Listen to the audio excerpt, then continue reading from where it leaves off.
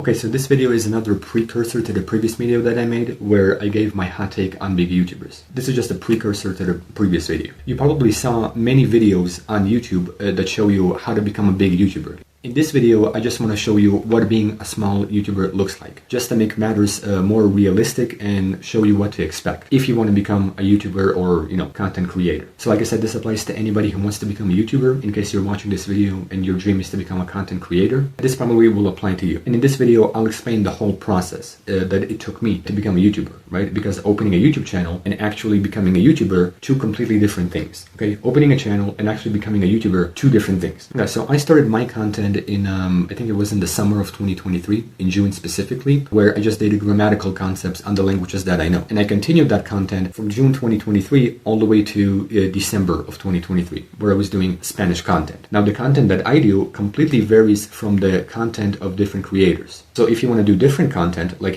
video gaming, blogging, reacting, everything that applies to become a content creator will completely vary, right? Everything will be different. I just started with languages. That's the content that I do. And I kept this content for 2 years now. So essentially, in this video, I'm just going to explain what it took to become a YouTuber. Not a big YouTuber, just being a simple YouTuber. If you're watching this video and you want to become a YouTuber, there are small steps that you have to take, right? So you have to start small and then go big. And in this video, I will probably give like a bit of realism to what it took to actually become a YouTuber. Essentially, the format is like a guide on how to become a YouTuber. So you can use this video as a guide to how to become a YouTuber. So in the summer of 2023, when I had no money, no setup, no equipment, I decided to open a YouTube channel. I opened a YouTube channel just to fulfill my dreams. I actually had very bad times in 2023, but I decided to open a YouTube channel just to fulfill my dreams. First, I didn't really see myself succeeding, but then my content actually became better because I put more effort. I took it very seriously, and I still do. So like I said, from June 2023 all the way to December 2023, the content that I did was just grammatical concepts with no monetization,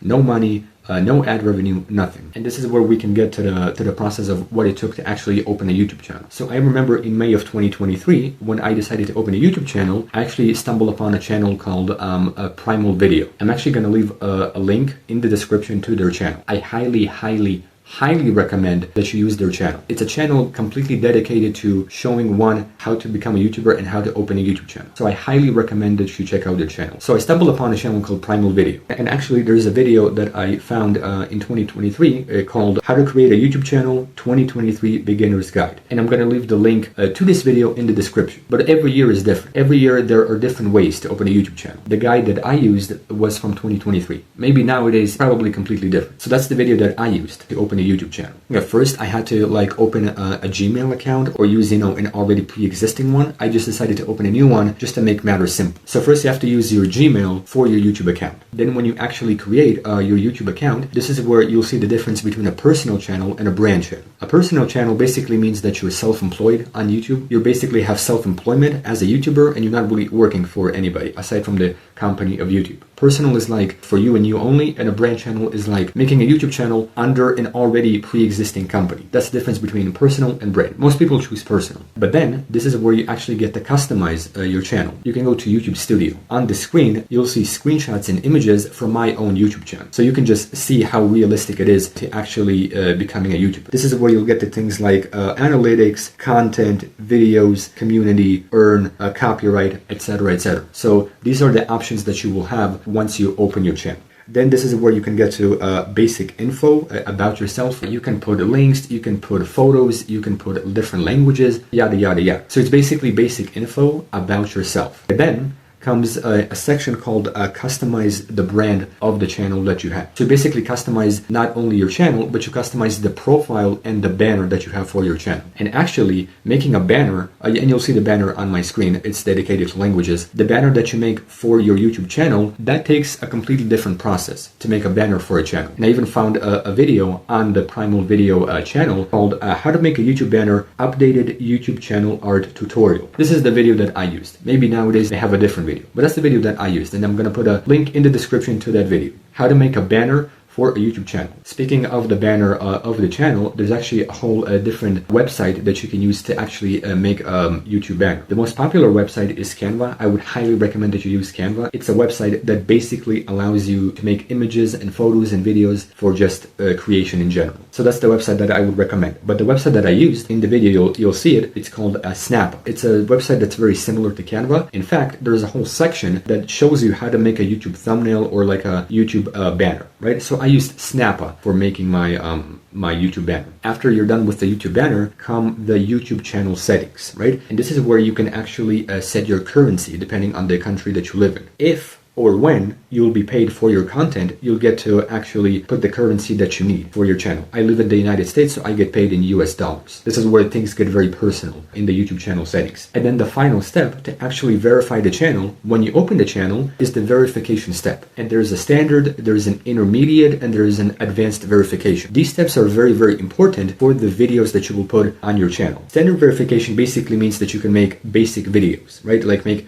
10-minute or maybe even 15-minute videos on your channel. Then the intermediate option will unlock you the ability to make longer videos and like streaming, maybe YouTube Shorts. And then the advanced option unlocks you all of the options. But initially some options are locked, like the intermediate and the advanced. These options will be unlocked the more content you do, right? On my channel, you'll see probably all of them are unlocked because I've done so much content over the course of 2 years. But then within the verification process, this is where you have to include your phone number, your identity, your identification. All of these things have to go into the verification of your channel. And this is the final step that it takes to actually open a channel. And from there, you just upload videos and you grow. You grow as a content creator. This process, and again, this is coming from someone who completely did not know how to open a YouTube channel, okay? I started my YouTube channel from complete scraps. I did not study the algorithm. I just wanted to open a YouTube channel. And this took weeks to do. Opening the channel took place on May 2023, and then the first video that I did was in June of 2023. So this took weeks to do. This gives you realism to what it takes to open a YouTube channel. After opening a YouTube channel, now you have to become a YouTuber. And this is where we can talk about monetization of the content that you have. Monetization basically means that you make money out of the content that you do. And in fact, monetization in itself is like an umbrella, and there are categories within the umbrella that you can follow and make money from the content that you do. And to get access to these categories, there are requirements that you have to achieve. I'll get to this part in just a second. On the screen, you'll actually see a screenshot from my own channel. I think it's like a category called Earn, where you can actually see the categories themselves. So this is coming from my channel, again, to give you more realism. All of these are categories that you can use to make money from the content. So all of these are monetization categories. The most popular monetization option is obviously,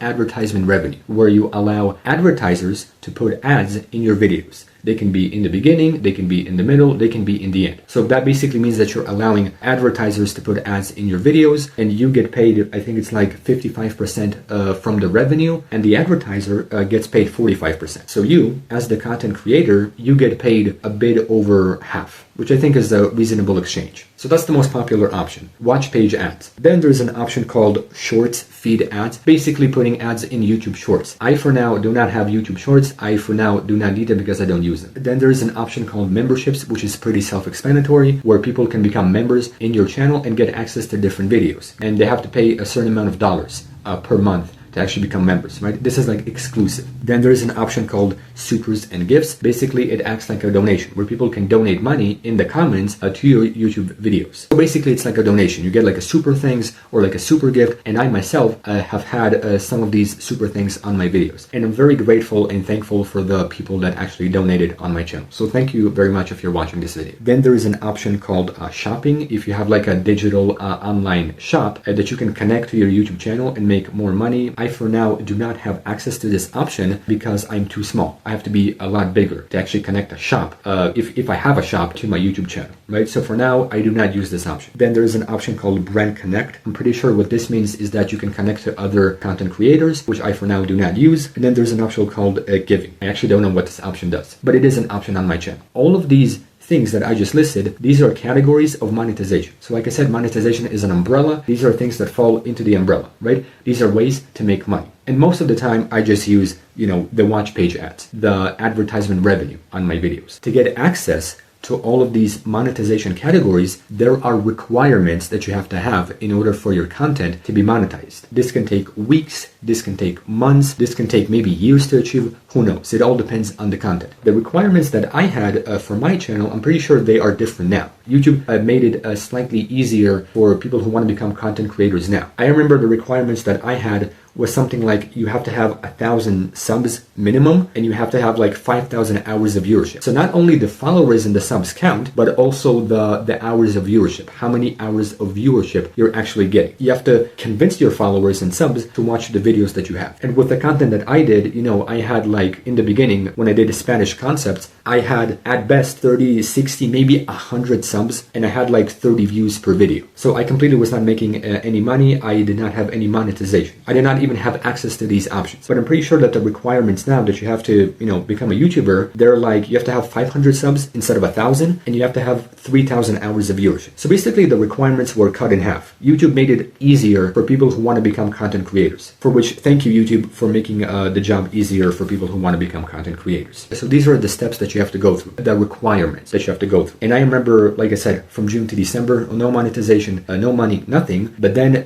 when I took all of my videos, I compiled them all into one long video, and I have a YouTube video on my channel. I think it's called A Complete Guide to Every Spanish Fundamental. This video has every Spanish concept that you need. It has almost 1 million views. When I posted this video in December of 2023, I got 100 subs overnight. I got 1,000 views overnight. I got more hours of viewership. And at that point, I got access to monetization. This is where my stuff became monetized. This is where I began to get money, right? With that one video that I did. At that point, when monetization becomes accessible to you, or, you know, to me in this case, this is where two very, very critical points have to be made. Two very, very important points. And what I'm talking about is a thing called Google AdSense and a two-step verification. What Google AdSense is basically an active Google AdSense account linked to your YouTube channel, which is necessary for monetization. So Google has the subcategory called AdSense, where you allow advertisers to put ads on the videos that you have. So basically it's a sub website of Google. So, and in fact, in order to verify yourself and to verify the monetization that you have, Google will actually send you like a physical piece of paper. It's like a very big piece of paper that has like a 6-digit PIN, and you have to put that 6-digit PIN on the Google AdSense account. So you link your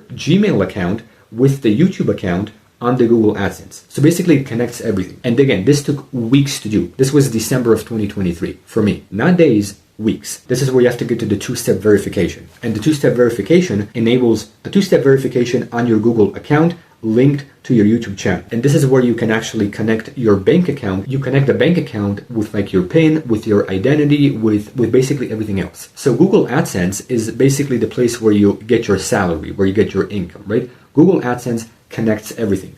This took weeks to do. And then once you actually verify that and you get that through, this is where you're qualified to call yourself a content creator because you get paid for these things. These are the steps that it took to become a content creator. Not to open a YouTube channel, but to become a content creator. First, you open a channel, then you verify the channel, then you upload content to get monetization. This can take weeks, months, years, who knows. Then you get monetization, and then you verify the monetization through Google AdSense. This is the entire process of, of becoming a content creator, of qualifying yourself to be a content creator. From there, you simply have to grow up. From there, you just have to do content every day and so on and so forth, which is what I do to this day. And I will not stop because I really like this job. Now, we can actually see what being a small YouTuber looks like. Okay, the content that you do, how much viewership do you have, all of these things. The content that you do will immensely vary on the likes, on the subs, on viewerships. All of these things have to come into play, which is different for everybody. I, as a small content creator, as a small YouTuber, in 2025, I have 25,000 subs and a little bit over 1 million views. My content is just grammatical concepts and languages. And I have done this content for 2 years now, from the summer of 2023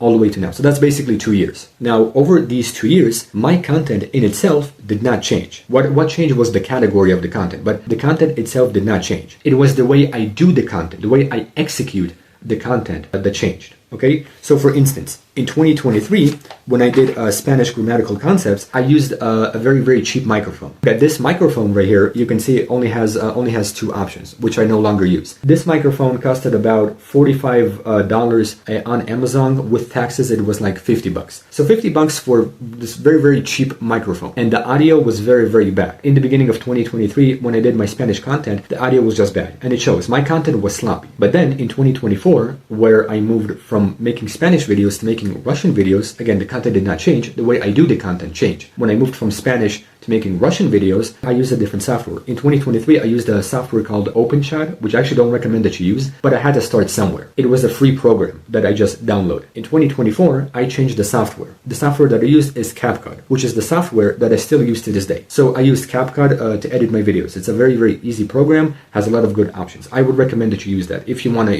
edit your videos and make everything look fancy. And by then, when I was making my Russian videos, I got 6,000 subs. So my subs grew because I changed the way I do content. But then in like late 2024, I started doing the same content only with English. But then I changed a microphone, right? I bought a new microphone for $100. The microphone that I bought is this HyperX microphone. A lot of people are familiar with this HyperX microphone. Highly recommend that you buy this microphone. A very, very good microphone, HyperX microphone. And you can even see the difference between the two microphones that I had. This is a $50 microphone, and this HyperX microphone, $100, gives you way more options. So you can just, see the difference and see the improvement that I had. So when I was making my English videos, I used the HyperX microphone, okay? And by then I had like 18,000 subs. During the summer of 2024, I actually grew up with my subscribers, okay? So my content became better. The way that I execute my content, the audio became better. But then after I finished my English, I moved on to German. And when I did my German content, I actually used a different software called DaVinci Resolve. So I moved from CapCut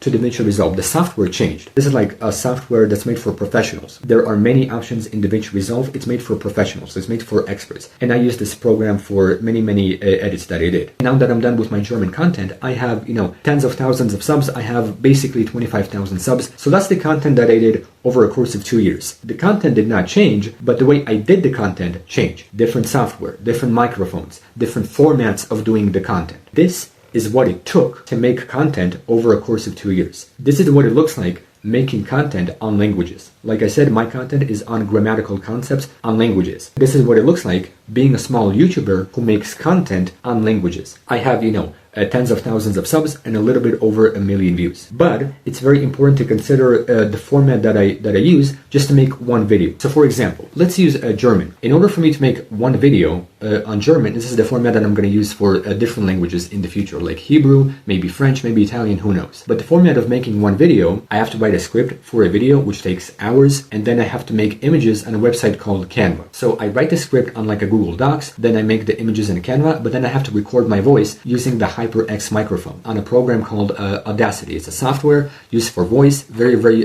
good software. I have to record my voice, then I have to edit everything, and I put like I think 3 effects on it. I put a compressor, an equalizer, and like a noise reduction effect, so that my voice sounds very, very good. And this is actually a very good tip for anybody who wants to make a faceless channel. If you want to work with your voice, and if you want to work with your face, the way that you look and the way that you talk, you have to get used to your voice, and you have to get used to your looks. I know a lot of people personally that are not comfortable with listening to their own voice and looking at themselves from the third person. So you have to get used to your voice. So I edit my voice in Audacity, I make the images in Canva, and then I edit everything into one in CapCut or DaVinci Resolve. I write the script, and then I read the script, and then I have to edit my voice recording in Audacity, make the images in Canva. Again, this takes hours, and then I edit everything into one. On average, it takes me like 2 days to make a video. If I'm very fast, it takes me 1 day to make one video, right? If I have time. But on average, I spend about 2 days making just, one video. But then, when I upload a video on my channel, this is where I get comments. And now you might be wondering to yourself, how am I able to reply to comments that I have on older videos? And I reply basically instantly. Now you might be wondering, how am I able to do that? The answer is very, very simple. Every single new comment that I get on any video comes to my Gmail account. On my email, I actually get a notification every time I get a new comment. And on the screen, you'll see photos. You can just see how many new comments that I get. A lot of people can choose to disable this option if they get too many comments. I actually like to keep this option on. I like to reply to the comments that I get. But the point is,